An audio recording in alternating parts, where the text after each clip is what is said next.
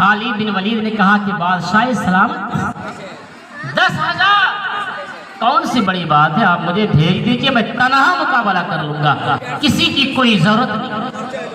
اچھا، بادشاہ نے کہا کہ خالد بن ولید 10,000 کی لشکر تو تنہا، یہ کیسے ہو سکتا ہے؟ کہا ٹھیک ہے بادشاہ سلامت، اگر ایسا نہیں تو کسی اور کو دے دو میرے ساتھ۔ تاریخ کی کتاب گواہ ہے کتنے لوگ خالد بن ولید کے ساتھ تھے، یہ قید نہیں ہے، چند لوگ کے جملے لکھے، چند لوگ خالد بن ولید کے ساتھ تھے۔ اب یہ خالد بن ولید گئے میدان کے اندر اترے۔ یہ دنیا کی زندگی ہمیشگی کی زندگی نہیں ہے، اور یہ بھی جانتا ہے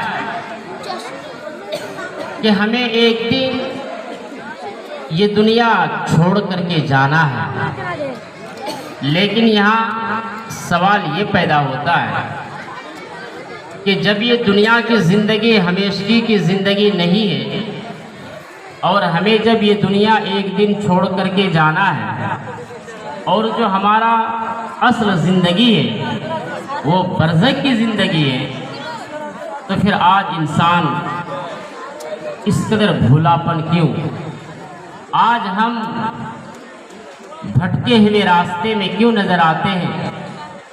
آج ہم دنیا سے اس قدر محبت کر بیٹھے ہیں کہ ہمیں آخرت کی زندگی ہمارے ہاتھوں سے چھوٹتا ہوا نظر آتا ہے۔ ہم وہ کام نہیں کر پاتے ہیں جو کام ہمیں کرنے سے دنیا بھی بنتی ہے اور آخرت بھی بنتی ہے۔ بڑے افسوس کی بات ہے کہ اللہ تبارک و تعالیٰ نے اس روئے سرزمین پر دو مخلوق بنائے۔ قرآن اس کا جواب دیتا ہے وَمَا خَلَقْتُ الْجِنَّ وَالْإِنسَ إِلَّا لِيَعْبُدُونَ، کہ ہم نے اس روئے سرزمین پر انسان اور جنات کو اس لیے پیدا کیا ہے کہ وہ میری ہی عبادت کرے۔ إِلَّا لِيَعْبُدُونَ۔ اب مسلمانوں یہاں غور کرنے کی بات تو یہ ہے کہ جب اللہ تبارک و تعالیٰ نے انسان اور جنات کو کہا کہ ہم نے یہ دو مخلوق بنائے ہیں، لیکن اللہ تبارک و تعالیٰ نے انسان کو اشرف المخلوقات کے لقب سے ملقب کیا ہے، اور یہ جنات کو اللہ تبارک و تعالیٰ نے غیر مخلوق کہا ہے۔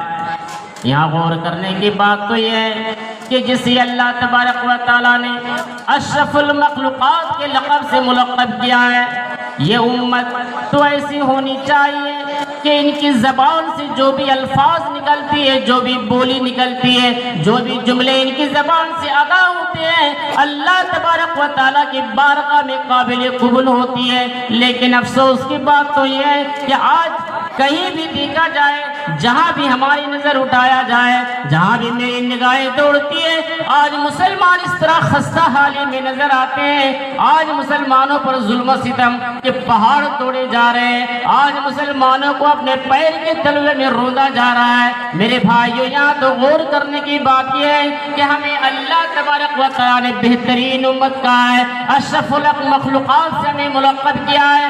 آج دیکھو کہ مسلمان کس طرح سے آج گاجر مولی سے بھی بدتر کاٹے جا رہے ہیں۔ غور کرنے کی بات ہے، کچھ تو غلطی ہے ہمارے اندر، کچھ تو خفا ہے ہم سے ہمارا پروردگار کہ اتنی بہترین امت ہونے کے بعد گاجر اور مولی سے بدتر کیوں کاٹے جا رہے ہیں؟ مسلمانوں غور کرو، ہم صرف آپ کو ایک آئینہ دکھا رہے ہیں، ایک جھلک دکھلا رہے ہیں۔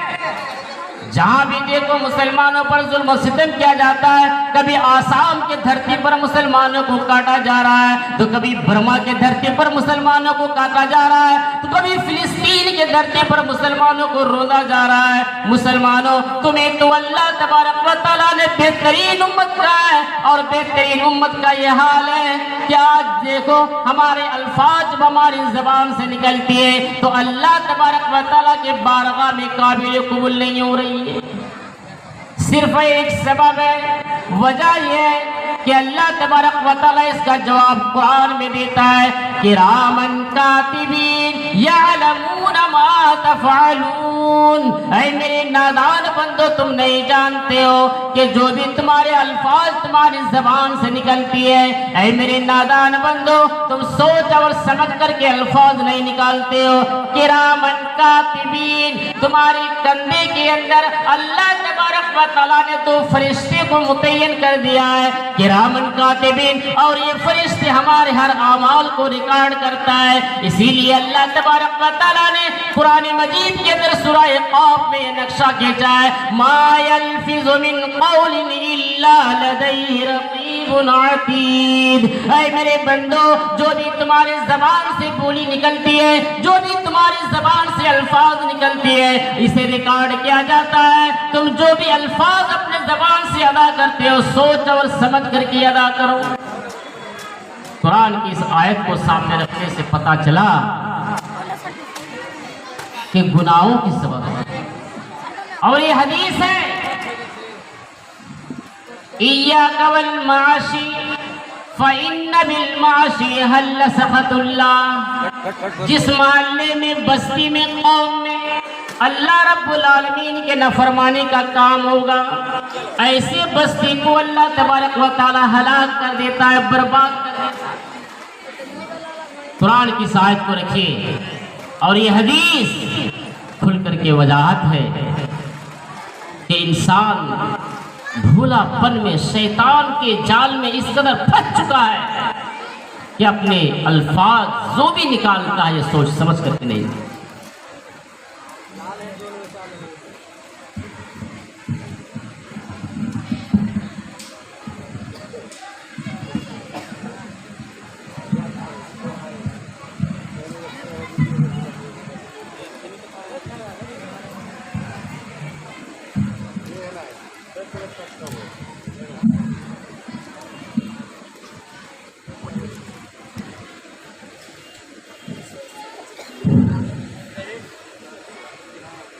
تو میں عرض یہ کر رہا تھا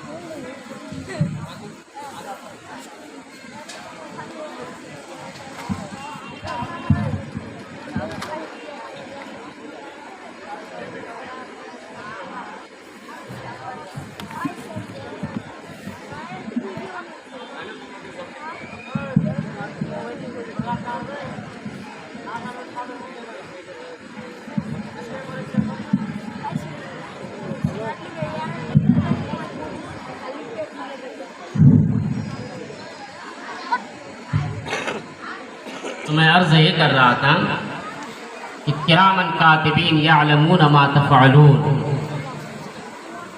اللہ تبارک و تعالی ہمارے کندھے کے اندر دو فرشتے کو متعین کیا ہے۔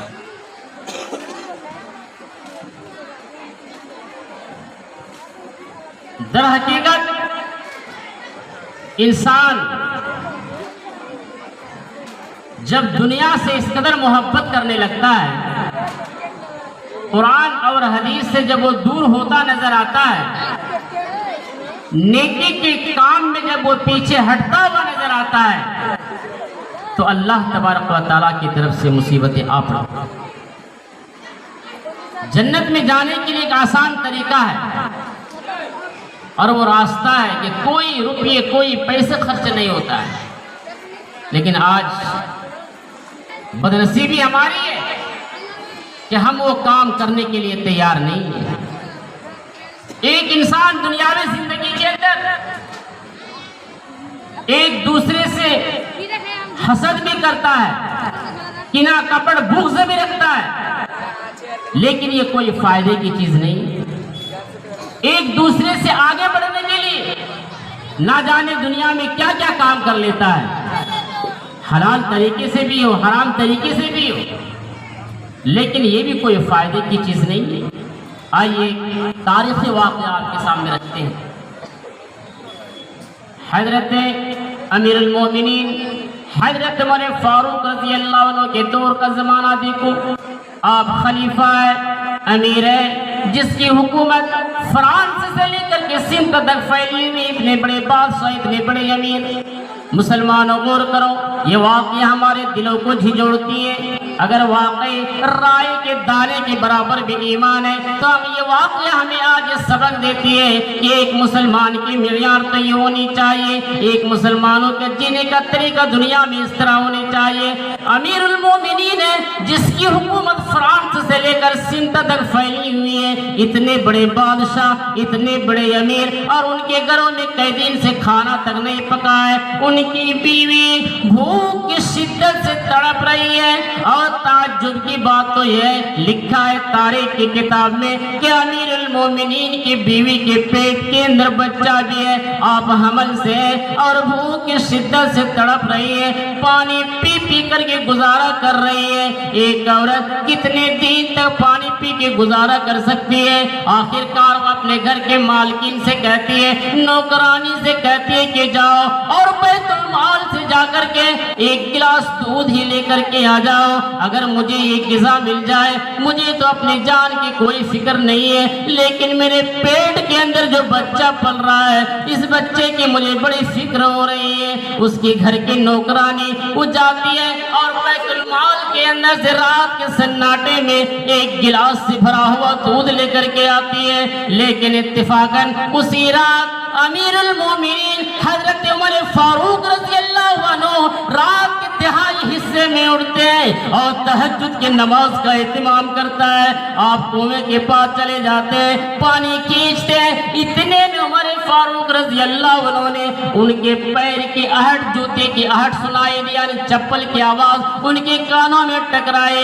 امیر المومنین نے جب پیچھے موڑ کر کے دیکھا تو کیا دیکھتے ہیں کہ ان کے گھر کی نوکرانی اپنے ساڑی کے آنچل میں چھپا کر کے لا رہی ہے۔ جیسے ہی ان کی نگاہ عمر فاروق رضی اللہ عنہ پر پڑتی ہے، وہ نوکرانی پیچھے ہٹنے لگتی ہے اور ڈر کے مارے وہ گلاس سے بھرا ہوا دودھ وہ ڈھاگ لیتی ہے۔ عمر فاروق رضی اللہ عنہ کہتے ہیں، اے کھڑے ہو جاؤ، کیا تم لا رہی ہو اور اتنی رات میں تم کہاں گئی تھی؟ وہ نوکرانی بات بنانے لگتی ہے، لیکن عمر فاروق رضی اللہ عنہ کہتے ہیں کہ نہیں نہیں، تم اپنے ساڑی کے آنچل میں کیا چھپا رہی ہیں؟ کہا کہ کچھ نہیں ہے۔ کہا کہ سچ بتاؤ کہ اتنی رات میں تم کہاں سے آ رہی ہو؟ وہ نوکرانی کہتی ہے، یا امیر المومنین، میں بیت المال گئی تھی اور جو میرے ہاتھ میں ایک گلاس سے بھرا ہوا دودھ ہے، کہا کہ تمہیں کس نے کہا بیت المال جانے کے لیے؟ یہ ہمارا اپنا باپ کا مال نہیں ہے، یہ لوگوں کا مال ہے،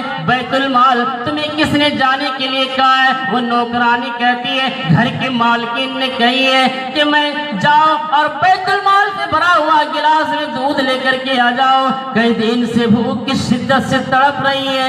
کہا کہ اچھا۔ اتنے میں عمر فاروق رضی اللہ عنہ کی بیوی کی کان میں جب یہ آواز پڑتی ہے، آپ بھی گھر سے باہر نکل آتی ہے اور وہ کہنے لگتی ہے، اے میرے سرتاج، اے میرے شوہر، ان کا کوئی قصور نہیں ہے، میں نے ہی اسے بیت المال جانے کے لیے کہا تھا۔ کہا کہ اے میری بیوی، تم نے یہ لوگوں کی امانت ہے، اتنی بڑی بھول تم نے کیسے کر دی ہے؟ کہا کہ اے میرے شوہر، تمہیں معلوم ہے کئی دن سے ہمارے گھروں میں چولہا تک بھی نہیں جلا ہے اور بھوک کی شدت سے میں تڑپ رہی ہوں، پانی پی پی کر کے میں کتنا دن گزارا کروں، اور میرے پیٹ میں جو بچہ پل رہا ہے، اس بچے کی تو کوئی خیال کرو۔ کہا کہ اے میری بیوی، اگر یہ گلاس سے بھرا ہوا دودھ تمہارے ہاتھ میں تھما دیا جائے اور تم یہ غذا اگر کھا لو گی، کیا پیٹ کے بچے کی کوئی راحت ملے گی؟ ان کی بیوی جواب دیتا ہے، یا امیر المومنین، اے میرے شوہر، دل کو سکون اور کچھ راحت تو ملے گی، میرے بچے کو پیٹ کے اندر کچھ غذا تو آ جائے گا۔ اتنا ہی کہنا تھا، امیر المومنین وہ گلاس کو اپنے ہاتھ میں لے لیتا ہے، تاریخ کی کتاب آج بھی گواہ ہے، وہ گلاس زمین کے اندر پھینک دیتا ہے اور اپنے بیوی کے گلا کو چمٹ لیتا ہے اور کہتا ہے، اے میری بیوی، یہ بچہ پیٹ کے اندر اگر بھوک کی شدت سے مر رہا ہے تو مر جانے دے، یہ بچہ اگر زندہ ہے تو رہ جانے دے۔ ایسے بچے کی ہمیں کوئی ضرورت نہیں ہے، کیونکہ کل قیامت کے دن اللہ رب العالمین کی بارگاہ میں ہمیں کھڑا ہونا ہے۔ یہ لوگوں کا مال ہے، یہ لوگوں کے خزانے ہیں، یہ ہمارا اپنا خزانہ نہیں ہے۔ میں لوگوں کا امیر ہوں، یہ میرا کوئی اپنا مال نہیں ہے، لوگوں کے مال ہمارے پاس رکھے گئے، اور کل قیامت کے میدان میں اللہ تبارک و تعالیٰ کی بارگاہ میں مجھے کھڑا ہونا ہے، حساب و کتاب دینا ہے۔ مسلمانوں غور کرو، یہ وہ امیر المومنین ہے، یہ عمر فاروق رضی اللہ عنہ ہے، جس کی تاریخ کی کتاب تو جو گواہ ہے، حدیث کے اندر بھی منقول ہے، اور اللہ کے نبی جناب محمد رسول اللہ صلی اللہ علیہ وسلم نے جنت کی بشارتیں دی ہے، جنت کی خوشخبریاں دی ہے۔ اتنے ڈرنے کی کیا ضرورت ہے؟ آج ہمیں کون سی ڈگری ملی ہے؟ آج ہمیں کون سی سرٹیفکیٹ ملی ہے؟ آج ہمیں کون سی جنت کی بشارتیں ملی ہے؟ آج دیکھو تو مسلمان بے تحاشا حرام کھاتا ہوا نظر آتا ہے، اور حرام کھانے سے بھی مسلمانوں کے کلیجے تھراتے نہیں ہیں، ان کی روح کانپتا نہیں ہے۔ مسلمان یہ سوچتا ہے یہ غریب کا مال ہے یا یتیم کا مال ہے یا جس کا بھی مال ہے، ہمیں کوئی مطلب نہیں ہے، یہ مال ہمیں ملنا چاہیے، ہمارے پیٹ میں نوالا آنا چاہیے۔ کھا کھا کر کے اپنے پیٹ کے تونے کو بڑھا لیتے ہیں، تو بتاؤ آج یہ مسلمان ذلت کے دہانے پر کیوں نہیں ہوگا؟ آج یہ مسلمان ذلیل ہوتا ہوا کیوں نہیں نظر آئے گا؟ آج یہ مسلمان کافر کے تلوے چاٹتے ہوئے کیوں نہیں نظر آئیں گے؟ کیونکہ اللہ تبارک و تعالیٰ کا فرمان ہے، ہم مسلمان کوئی غیر مسلمان نہیں ہے، ان کا لقب دنیا والوں نے نہیں دیا ہے۔ اللہ تبارک و تعالیٰ اعلان کرتا ہے، قرآن اس بات کے شاہد ہے، قرآن کھولو، قرآن ہمیں چیختی ہوئی اعلان کرتا ہے، وَلَا تَهِنُوا وَلَا تَحْزَنُوا وَأَنْتُمُ الْأَعْلَوْنَ إِن كُنتُم مُؤْمِنِينَ۔ اے مسلمانوں غم نہ کرو، اے مسلمانوں پریشان نہ ہو جاؤ، اے مسلمانوں تم مایوس نہ ہو جاؤ، حکومت تمہیں ملے گی، سرداری تمہیں ملے گی، تمہیں ہندوستان کے حکمراں بنا دیا جائے گا، تمہارے ہاتھ میں باغ ڈور دے دیا جائے گا، لیکن اللہ تبارک و تعالیٰ ایک شرط کا اعلان لگایا ہے، ان کنتم مؤمنین، تم مجھے پہلے ایمان والا بن کے دکھاؤ، تم مجھے پہلے مومن بن کے دکھاؤ۔ آج ایمان نہیں ہے، مومن کی صفت آج نہیں ہے، اس لیے آج مسلمان ذلت کے دہانے، اس لیے اشرف المخلوقات ہونے کے باوجود بھی آج مسلمان خسارے میں نظر آتا ہے۔ نیکی کے کام اگر کوئی کر بھی رہا ہے تو وہاں مسلمان ہی کو دیکھو رکاوٹ، کوئی اگر اچھے خیالات کر بھی رہے ہیں کہ چلو کچھ کر کے جائے دین کے لیے، اپنے لیے نہ صحیح، ہم تو گزر جائیں گے، آنے والے نسل اس دین کی تحفظ کے لیے، دین کی بقا کے لیے ایک بنیاد گاڑ دیا جائے، اسلام کا پودا لگا دیا جائے، تو وہاں بھی مسلمانوں کو بھیجے کام نہیں آتا۔ وہاں بھی دیکھو تو اس میدان میں بھی انگلی کرنے والے مسلمان۔ ہم دوسروں کو برا نہیں کرتے، بھلے آپ کو میرے الفاظ برا لگ رہا، ہم پہلے اپنے آپ کو جھانکے۔ آئیے ایک آئینہ دکھاتا ہوں، آج ہم دوسرے ملک کی نہیں اپنے ملک کی بات کرتے ہیں، کتنے مسلمان ہوں گے ہندوستان کے اندر؟ غور کر لو، اتنے ہونے کے باوجود بھی آج ہم ذلت اور پستی کے دہانے پر ہیں۔ اور ذرا اسلامی تاریخ کا مطالعہ کر کے دیکھو، غزوہ بدر کی تاریخ اٹھا کر کے دیکھو، اس وقت کی تاریخ اپنے دماغ میں ذرا رکھو کہ مسلمانوں کی تعداد اس وقت کتنی تھی؟ 313 کی تعداد تھی، اور یہ 313 کی تعداد کب ہوئے؟ تاریخ کی کتاب گواہ ہے، بچے بوڑھے جوان مل کر گنا گیا تو 313 تھے، تو انہوں نے کفاران مشرکین کو کتے اور چوہے کی شکل میں بھگایا ہے۔ آج اتنی کثیر تعداد ہونے کے باوجود بھی آج ہم کافر کی تلوے چاٹتے ہوئے نظر آ رہے ہیں۔ مسلمانوں غیرت ہونی چاہیے، مسلمانوں صبر کرو، مسلمانوں حیا کی چادر کو ہٹاؤ، مسلمانوں جو تمہارے دل کے اندر خلوص فریبی نہیں ہے، تمہارے دل کے اندر حسد اور کینہ کپٹ ہے، اسے دور کرو، ورنہ کعبے کی رب کی قسم آج میں اس اسٹیج پر یہ اعلان کر کے جاتا ہوں، وہ دین دیر نہیں ہے، وہ دین زیادہ دیر نہیں ہے، تم بھی تحاشا کاٹ دیے جاؤ جاؤ گے. ارے گاجر اور مولی کی تو چھیل لیا جاتا ہے جب اللہ کی قہر تم پر آئے گی, جب اللہ کا عذاب تم پر آئے گا نہ تمہیں چھیلنے کا موقع دیا جائے گا, گاجر مولی سے بدتر کاٹ دیا جائے گا. اپنے ایمان کی بچاؤ, اپنے ایمان کی سودا نہ کرو, اپنے ایمان کی حفاظت کرو, اسلام کو تحفظ کی حفاظت کرو, اپنے دل کے اندر خلوص اور للہیت اور تقوی پیدا کر لو. کعبے کی رب کی قسم کوئی کافر کی نگاہ پر نہیں ہو سکتی. تاریخ گواہ ہے. خالد بن ولید کا نام کس نے نہیں سنا ہے؟ سنا ہوگا. آئیے آج اتنے لوگ یہاں پر بیٹھے ہوئے کثیر تعداد میں, اس واقعے کو سامنے رکھیے اور ذرا ایمانی جذبہ لے کے جائیے. ہم کیسے مسلمان ہیں؟ خالد بن ولید کی تاریخ یہ ہمیں سبق دیتا ہے. بادشاہ نے کہا کہ خالد بن ولید 10,000 کے لشکر ہے دین کی مقابلہ کے لیے, کیا کیا جائے؟ سنو غور سے مسلمانوں. خالد بن ولید نے کہا کہ بادشاہ سلامت 10,000 کون سی بڑی بات ہے, آپ مجھے بھیج دیجیے, میں تنہا مقابلہ کر لوں گا, کسی کی کوئی ضرورت نہیں. اچھا, بادشاہ نے کہا کہ خالد بن ولید 10,000 کی لشکر تو تنہا, یہ کیسے ہو سکتا ہے؟ کہا ٹھیک ہے بادشاہ سلامت, اگر ایسا نہیں تو کسی اور کو دے دو میرے ساتھ. تاریخ کی کتاب گواہ ہے کتنے لوگ خالد بن ولید کے ساتھ تھے, یہ قید نہیں ہے. چند لوگ کے جملے لکھے ہوئے, چند لوگ خالد بن ولید کے ساتھ کرتے. اب یہ خالد بن ولید گئے, میدان کے اندر اترے, کتے چوہے اور بلی کی شکل میں بھگایا اور اسلام کا جھنڈا گاڑ کے واپس آیا. لوگوں میں بڑے تعجب کی یہ بات سلسلے کی طرف پھیلی. لوگوں نے کہا یار چند لوگ گئے اور 10,000 کے لشکر جن کے پاس لڑائی کے لیے ہتھیار, اور خالد بن ولید تہے تنہا چند ساتھی کے ساتھ اسلام کا جھنڈا لہرا کے واپس آ گیا. کہا کہ نہیں غلط ہو سکتا ہے. لوگوں نے کہا یار ابھی تو زندہ ہے, وہ مرے تھوڑی ہے, چلو چل کے پوچھ لیتے ہیں.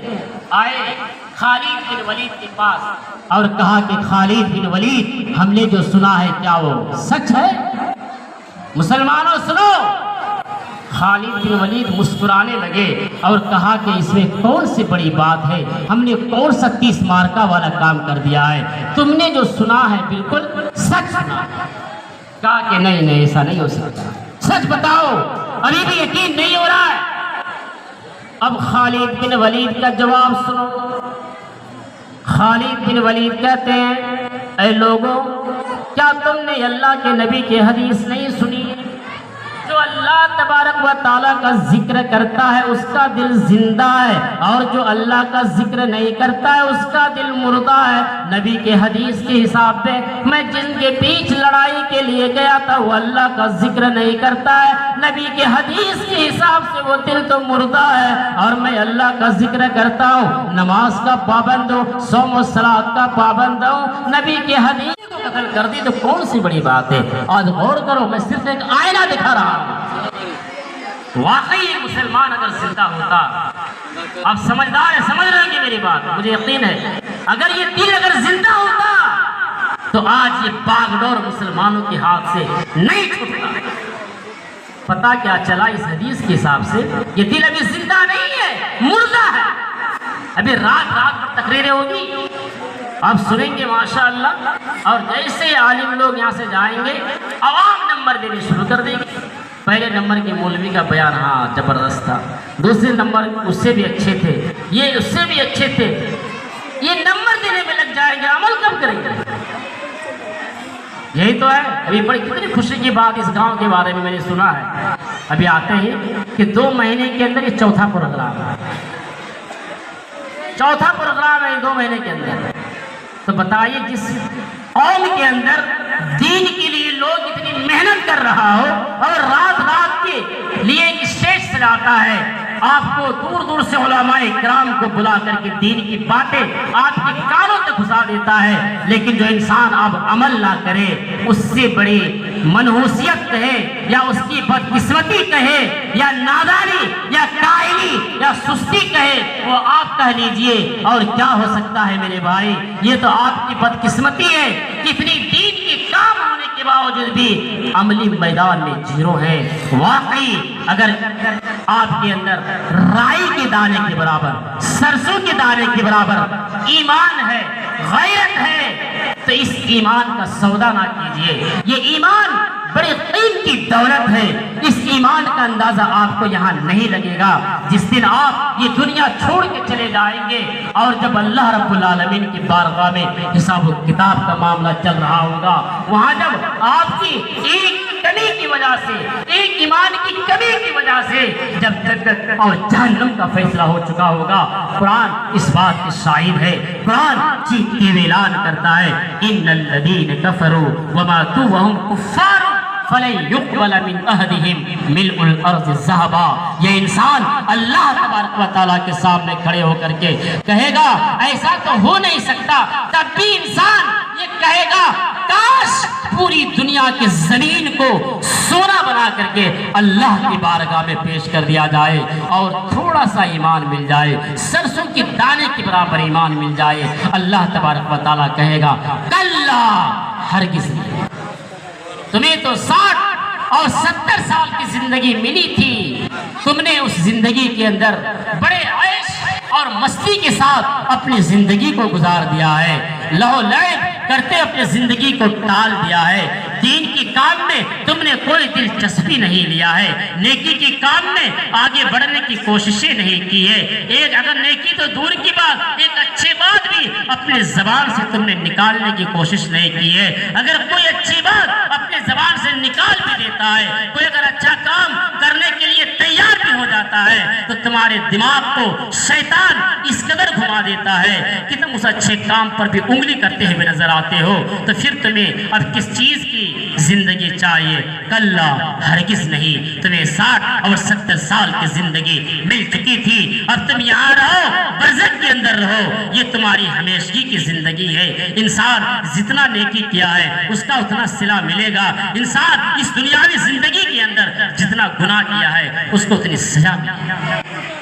اس لیے میرے بھائی، اب تک جب تک میری آنکھیں کھلی ہے اور سانسیں دنیا میں چل رہی ہے، اپنے ایمان کی قدر کر لو، اپنے ایمان کی حفاظت کر لو۔ تم ایسے ویسے لوگ نہیں ہو، سب سے بہترین امت ہو، اور بہترین امت کی دلیل اللہ رب العالمین نے قرآن مجید کے اندر ارشاد فرما دیا ہے کہ تم بہترین امت اس لیے ہو کہ تم لوگوں کو خیر کی طرف بلاتے ہو، اچھائی کی طرف بلا لیتے ہو، انہیں دین کی دعوت دیتے ہو، اس لیے تمہیں بہترین امت کے لقب سے ملقب کیا ہے۔ اور یہ بہترین امت جب تم بن گئے ہو تو ان کی ذمہ داری اب پروردگار کی طرف ہے۔ اگر تم بہترین امت کی صفت کو اپناؤ گے تو کعبے کے رب کی قسم اس روئے سرزمین پر کوئی تمہاری بال کی بیکا نہیں کر سکتا، کسی کی ٹیڑھی نگاہیں تم پر اٹھ نہیں سکتی۔ اللہ رب العالمین ایسے ایمان والوں کو آسمان سے مدد نازل فرما۔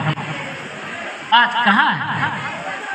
ساری باتیں ہم سن رہے ہیں، آئیے کون نہیں جانتا ہے اس صحابی کو، حضرت بلال رضی اللہ تعالیٰ عنہ۔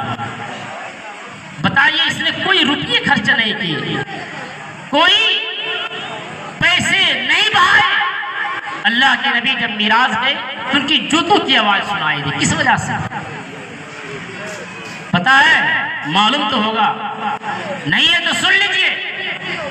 جب اللہ کے نبی صلی اللہ علیہ وسلم جب معراج گئے تھے، آپ نے حضرت بلال رضی اللہ عنہ کے جوتوں کی آواز سنائی دی۔ جبریل امین سے پوچھا کہ جبریل امین یہ آواز کیسی ہے اور کس کی آواز ہے؟ جبریل امین کہتے ہیں کہ یہ حضرت بلال کے جوتوں کی آواز ہے۔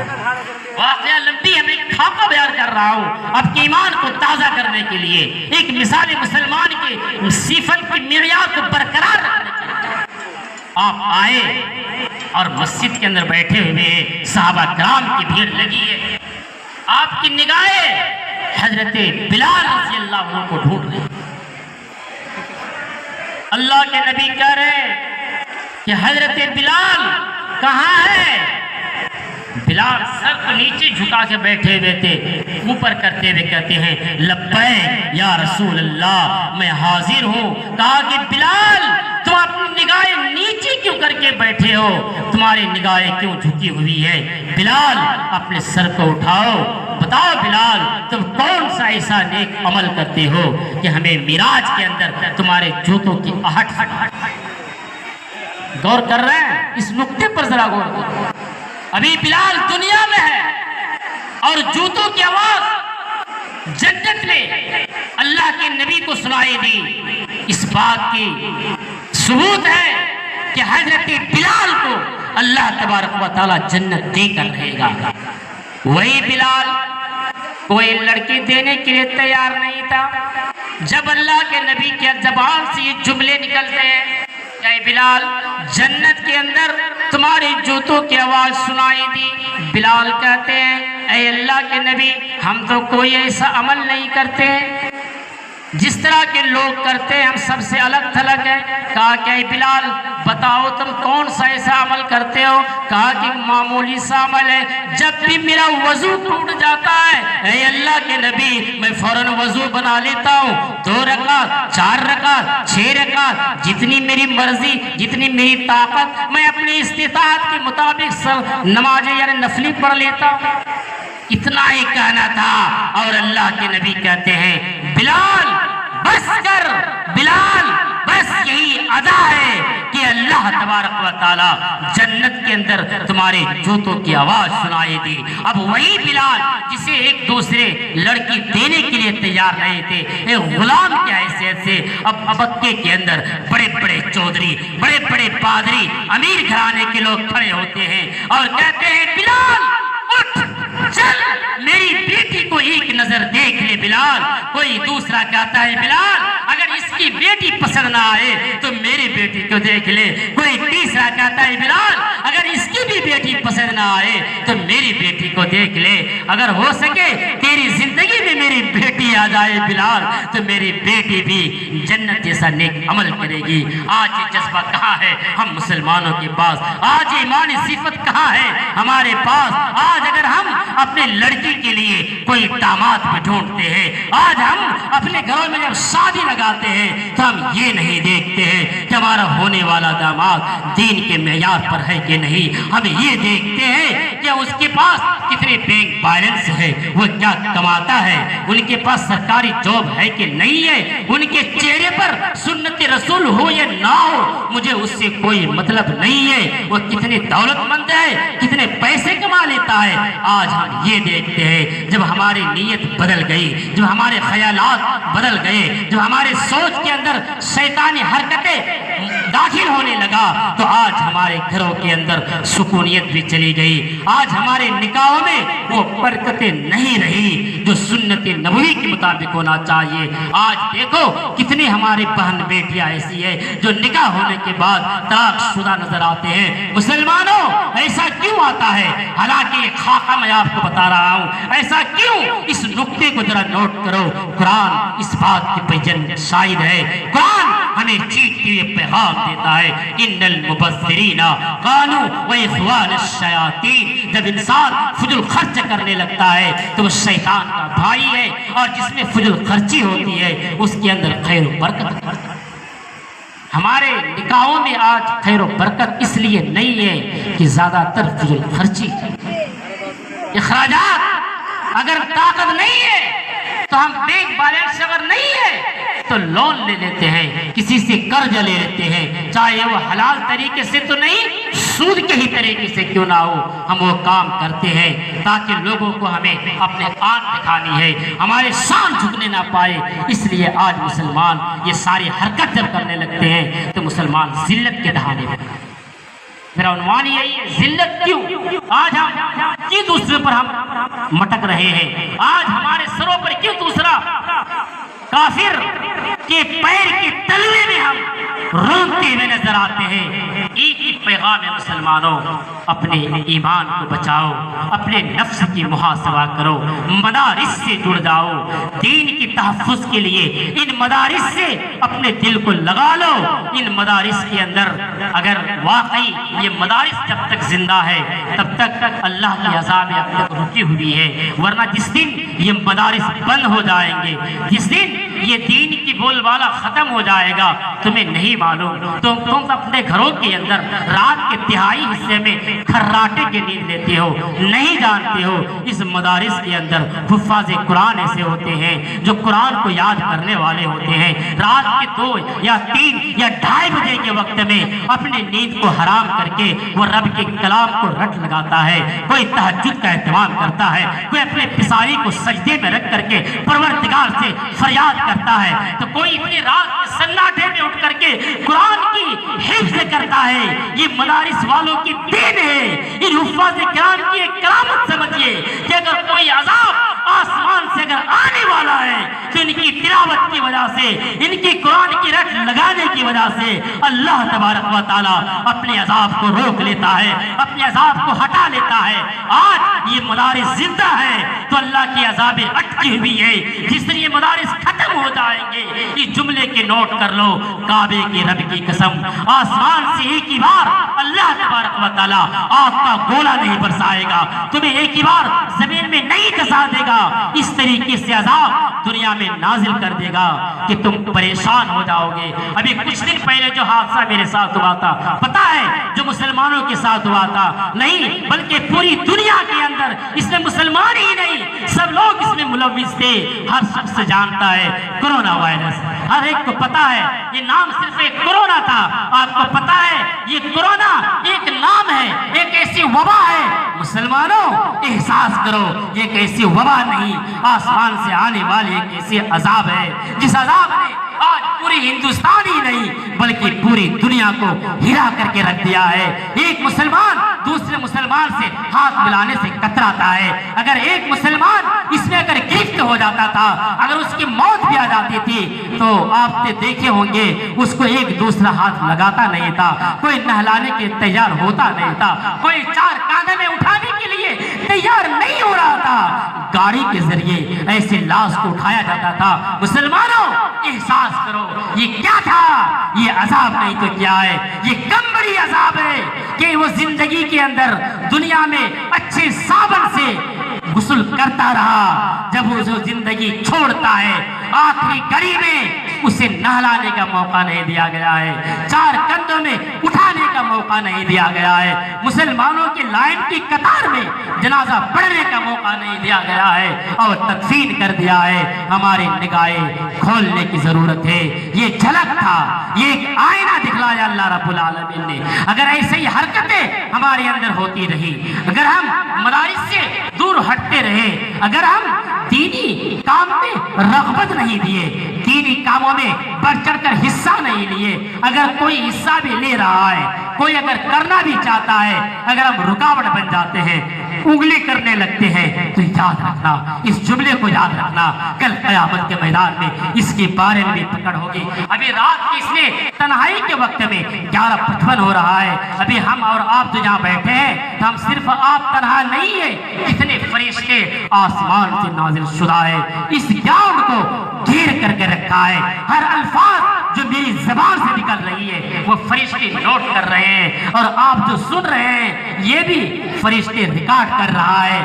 کہ میں کیا جملے یہاں نکال رہا ہوں۔ مسلمانوں یاد رکھنا، اگر نیکی کے کام میں ہٹ جاؤ گے، اگر نہیں کر سکتے تو زبان مت کھولو، انگلی مت کرو، کوئی اگر کر رہا ہے تو کرنے دو، کعبے کی رب کی قسم یاد رکھو اس جملے کو، کل قیامت کے میدان میں اس قدر ذلیل ہو جاؤ گے۔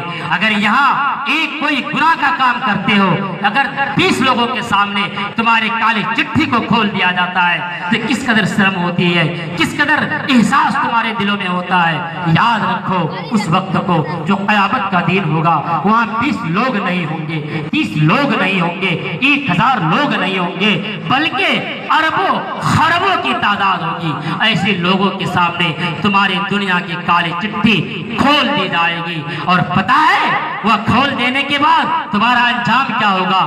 آپ نے سنا ہوگا کہ جو انسان برے ہیں وہ جہنم میں جائے گا۔ تو ایک خاکہ سن لو، جہنم کے خاکہ بتلا رہا ہوں، کلما نضجت جلودہم بدلناہم جلودا غیرہا لیذوقوا العذاب۔ مسلمانوں یاد رکھو، جہنم کے اندر جب تمہیں جلا دیا جائے گا، پتہ ہے انسان کی چمڑی جلائی جائے گی۔ آخر چمڑی کو کیوں کہا؟ ایک پوائنٹ کو یاد کرو، جب انسان سوئی لیتا ہے تو جیسے ہی چمڑی میں گھستا ہے تو مکھی کاٹنے کے برابر احساس ہوتا ہے، جیسے ہی وہ سوئی جب گوشت کے اندر چلا جاتا ہے گھنٹوں گھنٹے تک سوئی کو گھسا کے رکھ لیتا ہے، کوئی احساس نہیں۔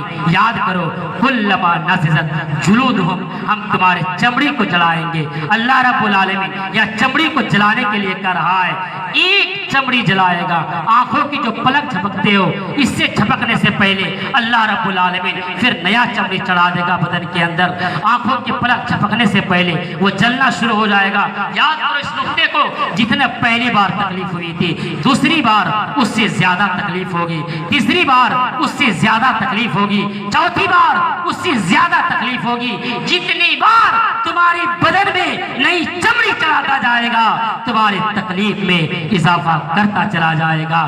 انسان کہے گا پروردگار عالم جہنم میں ڈال دے، موت دے دے، ابھی جہنم میں ڈالا نہیں ہے، ڈالنے ہی والا ہے۔ ان کے بھانپ کی تپیش کا یہ عالم ہے، تو جہنم کی آگ کی کیا کیفیت ہوگی اندازہ لگاؤ۔ اسی لیے مسلمانوں اپنے ایمان کی قدر کرو، اپنے ایمان کی حفاظت کرو، مدارس سے محبت کرو، علماء کرام کی صحبت میں اٹھو بیٹھو، دین کی مسئلے مسائل کو سمجھو، اور اپنی زندگی کو جاہلانہ نہیں، ایک مثالی مسلمان کی طرح بننے کی اور اپنے اوپر ڈھالنے کی کوشش کرو، تو انشاءاللہ جو زندگی تمہاری گزر گئی وہ گزر گئی۔ اللہ رب العالمین بڑا غفور الرحیم ہے۔ پروردگار کا فرمان ہے، جب میرا بندہ خلوص للہیت کے ساتھ توبۃ نصوحہ کر لیتا ہے تو اللہ تبارک و تعالیٰ بڑا خوش ہوتا ہے اور اس کے گناہوں کو بخش دیتا ہے، مغفرت کر دیتا ہے۔ یہی چند باتوں کے ساتھ میں اپنی بات کو ختم کرتا ہوں۔ اللہ رب العالمین سے اب میں دعا گو ہوں کہ بار العالمین ہم تمام لوگوں کو کئی ہوئی باتوں پر عمل پیرا ہونے کی توفیق عنایت فرما، جو بھی خامیاں ہمارے اندر پائی جا رہی ہے اسے دور فرما۔ قرآن و حدیث یہ ہماری زندگی کی اساس ہے، انہیں مضبوطی کے ساتھ پکڑے رہنے اور اپنی زندگی کے اندر عملی جمع پہنانے کی توفیق عنایت فرما۔ آخر میں ہم یہ بھی دعا کرتے چلے، بار العالمین ہمارے بہت سے بھائی اب بہنیں اس پروگرام کے اندر آئی ہوئی ہے، اور جو نہیں آئے ہوئے ہیں، کوئی ایسی بیماری کے اندر ملوث ہے، مولا کریم جو دنیا کے اندر علاج کرتے کرتے تھک چکے ہیں، تیرا ہی فرمان ہے، رات کے تہائی حصے میں، رات کے سناٹے میں جب دعا کی جاتی ہے تو وہ دعا قابل قبول ہوتی ہے۔ مولا کریم میں ان بندوں کے لیے، ان بندیوں کے لیے جو ایسے بیماری کے ملوث ہے، جو دنیا میں علاج کرتے کرتے تھک چکے ہیں، مولا کریم تو رحمان بھی ہے، تو رحیم بھی ہے، تو غفار بھی ہے، تو قہار بھی ہے، تو ستار بھی ہے، تو علی کل شیء قدیر ہے، تو اگر کہہ دے کن تو فیکن ہو جاتا ہے۔ مولا کریم تیری ذات میں کوئی کمی نہیں، تو اسے شفاء کاملہ اور عاجلہ عطا فرما، آمین۔ وآخر دعوانا ان الحمدللہ رب العالمین۔ السلام علیکم ورحمۃ اللہ وبرکاتہ۔